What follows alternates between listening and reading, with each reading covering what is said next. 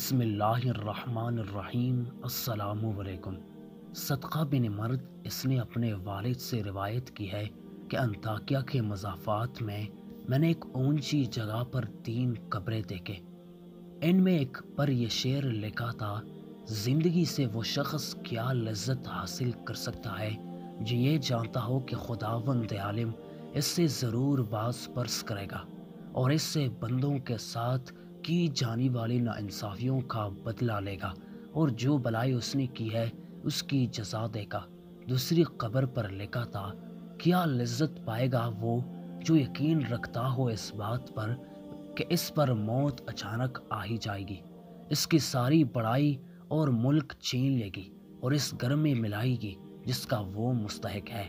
تیسری قبر پر لکھا تھا: کیسے مزے لوٹے گا وہ جس کا رخ ایسی منزل کی طرح ہے کہ جس پر اترنا جوانوں کو بوڑھا کر دیتا ہے، جو چہرے کے نقوش کو بہت جلد مٹا دیتا ہے اور جس کے جوڑ بوسیدہ ہو جائیں گے۔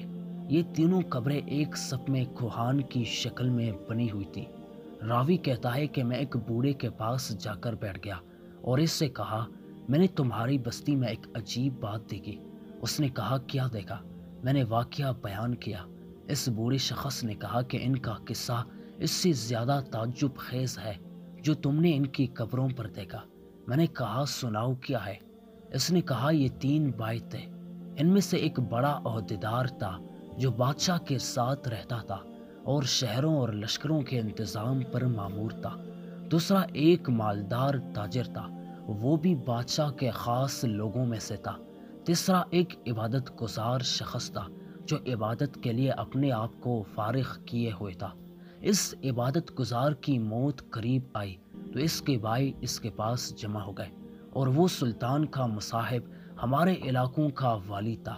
عبد الملک بن مروان نے اس کو والی بنایا تھا اور وہ ایک ظالم جابر اور لٹیرا تھا۔ یہ دونوں اپنے عابد بھائی کے پاس آئے جب اس کا آخری وقت تھا۔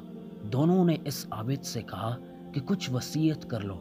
اس نے کہا: اللہ کی قسم، میرا کوئی مال نہیں ہے کہ میں کچھ وصیت کروں، نہ میرا کسی پر قرض ہے جس کے لینے کی وصیت کروں، اور میں نے دنیا میں کوئی چیز نہیں چھوڑی جس کی لوٹنے کا اندیشہ ہو۔ عہدیدار بھائی نے کہا: اے میرے بھائی، یہ میرا مال تیرے سامنے ہے، اس میں جو چاہے کہوں اور دل چاہے وصیت کرو۔ اس نے رخ پھیر لیا۔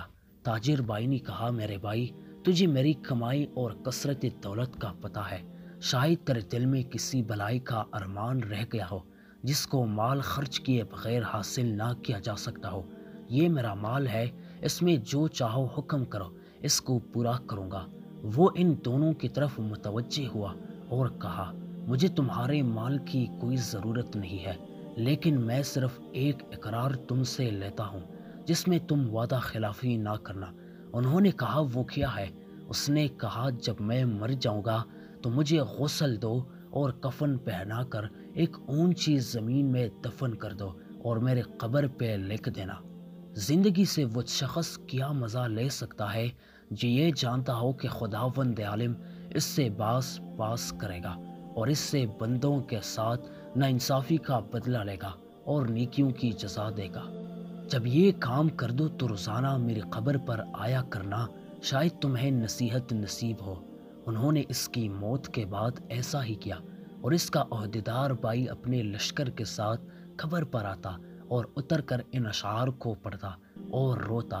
جب تیسرا دن ہوا تو لشکر کے ساتھ حسب معمول آیا اور اتر کر رونے لگا۔ جب تیسرا دن ہوا تو لشکر کے ساتھ حسب معمول آیا اور اتر کر رونے لگا۔ پھر جب واپسی کا ارادہ کیا تو اس نے قبر کے اندر سے دڑام کی آواز سنی۔ قریب تھا کہ اس کا دل اس سے پڑ جاتا، چنانچہ وہ گھبراہٹ اور خوف کے ساتھ واپس ہوا۔ جب رات ہوئی تو اس نے اپنی بھائی کو خواب میں دیکھا اور اس سے پوچھا: اے میرے بھائی، تمہارے قبر سے جو آواز سنی وہ کیا تھے؟ اس نے کہا: وہ ہتھوڑی کی آواز تھی۔ مجھے کہا گیا تو نے مظلوم کو دیکھا پھر بھی اس کی مدد نہ کی۔ چنانچہ وہ شخص صبح غمزدہ اٹھا اور اپنے بھائی کو اور دوسرے خاص لوگوں کو بلایا اور کہا: میں سمجھتا ہوں کہ ہمارے بھائی نے جو اپنی قبر پر اشعار لکھنے کی وصیت کی تھی، اس کا مقصد مجھے تنبیہ کرنا تھا اور میں تمہیں گواہ بناتا ہوں کہ آئندہ میں تمہارے درمیان نہیں رہوں گا۔ چنانچہ اس نے عمارت چھوڑ دی اور عبادت میں مشغول ہو گیا، اور عبد الملک بن مروان کو اس بارے میں خط لکھا تو اس نے لوگوں کو حکم دیا، اس کو چھوڑ دو جہاں چاہے جائے۔ چنانچہ وہ پہاڑوں اور صحراؤں میں رہتا رہا یہاں تک کہ اس کی موت آئی، اور وہ چرواہوں کے ایک جماعت کے ساتھ تھا۔ اس کے بھائی کو خبر پہنچی تو وہ حاضر ہو گیا اور کہا، اے میرے بھائی، کوئی وصیت نہیں کرنی؟ اس نے کہا، کیا وصیت ہے؟ کوئی مال نہیں جس میں وصیت کروں، لیکن ایک وعدہ ہے، وہ یہ ہے کہ جب میں مر جاؤں تو میری قبر تیار کر کے مجھے میرے بھائی کے پہلو میں دفنا دینا، اور میری قبر پر لکھ لینا، کیسے لذت پائے وہ شخص جس کو یقین ہو کہ بہت جلد اس پر موت اچانک آ جائے گی، اور اس سے عظیم ملک اور تمام بڑائی چھین کر اس قبر میں اس کو ٹھہر آئے گی جس کا وہ باسی ہوگا۔ پھر 3 دن بعد میرے پاس آیا کرنا اور میرے لیے دعا کرو، شاید اللہ تعالیٰ مجھ پر رحم فرمائے۔ چنانچہ وہ مر گیا، اور اس کے بھائی نے اس کی وصیت پر عمل کیا۔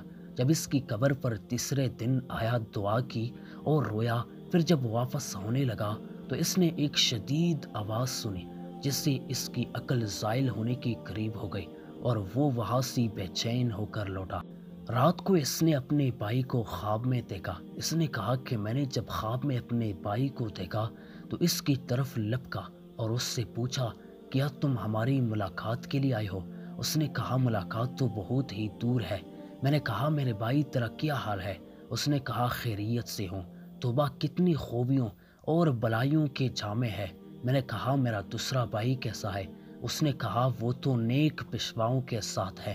میں نے کہا، ہمارا کیا حال ہوگا؟ اس نے کہا، جس نے دنیا و آخرت کے لیے جو کچھ کیا ہے وہ دیکھ لے گا، بس تم اپنی مالداری کو فقیری سے پہلے غنیمت سمجھو۔ راوی کا بیان ہے کہ اس نے دنیا سے کنارہ کشی اختیار کر لی، اپنے مال کو تقسیم کیا، جائیداد بانٹ دی اور اللہ کی عبادت میں لگ گیا۔ اس کا ایک بیٹا بڑا ہو کر ایک خوبصورت اور باکمال نوجوان بنا اور تجارت شروع کی، یہاں تک کہ تجارت میں ایک اہم مقام حاصل کیا۔ اس کے باپ کی موت قریب آئی۔ اس نے اپنے باپ سے کہا، ابا جان وصیت نہیں کرتے؟ انہوں نے کہا، اے میرے بیٹے، تیرے باپ کا کوئی مال ہی نہیں جس میں وصیت کرے، لیکن میں تجھ سے ایک وعدہ لیتا ہوں کہ جب میں مر جاؤں تو مجھے اپنے چچوں کے ساتھ دفنا دینا، اور میری قبر پر یہ شعر لکھ دینا، کیسے مزے لے سکے گا زندگی سے وہ جس کا رخ ایسی قبر کی طرف ہو جس کی گاٹھ نوجوانوں کو بوڑھا کر دیتی ہے اور چہرے کا رنگ اڑا دیتی ہے، اور جلدی جلدی جسم اور جوڑوں کو بسیدہ کر دیتی ہے۔ جب یہ کرو تو اس کے بعد 3 دن تک تم میرے پاس آ جایا کرنا اور میرے لیے دعا کرنا۔ اس نوجوان نے وصیت پر عمل کیا۔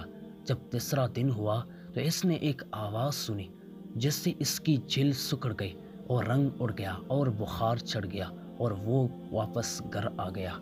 رات کو خواب میں اس کا باپ آیا اور کہنے لگا، میرے بیٹے، تم ہمارے پاس آنے سے نزدیک ہو اور موت قریب تر ہے، بس تم اپنی سفر کی تیاری کر لو اور کوچ کا بندوبست کرو، اور اپنا سامان اس گھر سے باندھ لو جس سے تمہیں نکلنا ہے، اس گھر کی طرف جس میں تمہیں جانا ہے، اور دھوکے میں نہ رہو کہ لمبی لمبی امیدیں لگا کے جیسے تم سے پہلے لوگ دھوکے میں رہے اور اپنی آخرت کے معاملے میں کوتاہی کے نتیجے موت کے وقت ان کو شدید ندامت لاحق ہوئی اور عمر کی بربادی پر کف افسوس ملتے رہے۔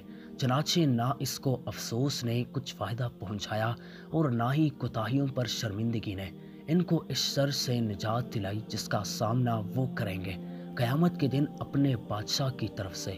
اے میرے بیٹے، جلدی کرو اور جلدی کرو۔ عبداللہ بن صدقہ کہتا ہے کہ جس بوڑھے نے واقعہ سنایا اس نے بتایا کہ جس رات کو اس نوجوان نے خواب دیکھا، صبح کو میں اس کے پاس گیا تو اس نے وہ خواب ہمیں سنایا اور کہا کہ مجھے یقین ہے کہ بات ایسی ہی ہے جسے میرے باپ نے کہی، اور میں سمجھتا ہوں کہ موت میرے سر پر منڈ لا رہی ہے۔ رشتہ داروں اور لین دین والوں سے معاملہ صاف کیا اور سلام کہا اور لوگوں سے الوداع کہا۔ لوگوں نے اسے الوداع کہا جیسے کسی کو کسی چیز سے ڈرایا گیا ہو اور اس کو اس کی توقع بھی ہو۔ وہ کہتا ہے کہ میرے باپ نے کہا جلدی کر جلدی کر جلدی کر، ان تینوں سے مراد یا 3 لمحات ہے تو وہ گزرے، لہٰذا وہ نہیں ہے۔ اگر 3 دن ہو تو وہ کیسے گزریں گے، اور یا 3 مہینے، اور میں نہیں سمجھتا کہ اس وقت تک زندہ رہوں گا، یا 3 سال ہے اور یہ تینوں مہینوں میں سے بھی زائد ہے، اور میں نہیں چاہتا کہ اس سے مراد سال ہو۔ چنانچہ وہ 3 دن تک بخشتا رہا اور صدقہ کرتا رہا۔ جب اس خواب کو تیسرا دن ہوا تو اس نے صبح سویرے اپنے اہل و عیال کو جمع کیا اور ان کو الوداع کہا اور سلام کہا، پھر قبلہ رخ ہو کر لیٹ گیا اور آنکھیں بند کر لی اور کلمہ شہادت پڑھا اور وفات پا گیا۔ اس کے بعد ایک عرصے تک لوگ گاہے بگاہے اس کی قبر پر دور دراز سے آتے تھے اور نماز پڑھتے تھے۔